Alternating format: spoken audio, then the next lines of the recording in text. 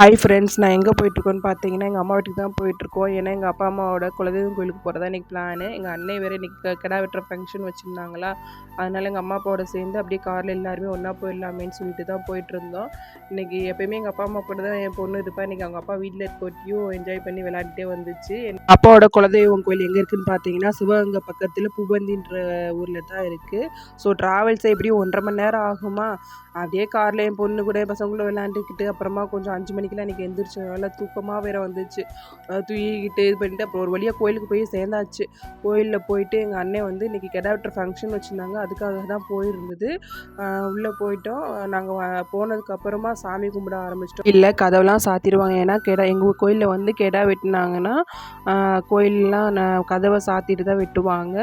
So அதனால் நாங்கள் 2 கிடா வெட்டி சேவலும் இன்றைக்கி பலி கொடுக்குறதா நேர்த்திக்கடன் இருந்தது. அதனால் கிடாக்கு ஃபுல்லாக தண்ணி ஊற்றி உத்தரவுக்காக வெயிட் பண்ணிகிட்டு இருந்தோம். கிடாவும் ஒரு வழியாக உத்தரவு கொடுத்துருச்சு சூப்பராக.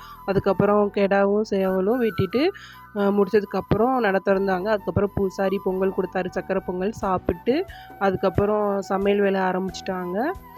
கறியை நல்லா கட் பண்ணிகிட்டு இருந்தாங்க. சமையலுக்கு தேவையானதெல்லாம் ரெடி பண்ணிவிட்டு இருந்தாங்க. நாங்கள் வந்து பசங்களோட கொஞ்சம் நேரம் விளாண்டு அப்படியே பொழுது போயிடுச்சு. அப்புறமா பார்த்திங்கன்னா சேவல் எடுத்தாங்கன்னு சொன்னேன்னா, அந்த சேவல் கறி மட்டும் தனியாக வச்சு கொடுத்தாங்க, சாப்பிட்டோம். அதுக்கப்புறம் ஒரேடியாக லன்ச்சு ரெடி ஆகிடுச்சு.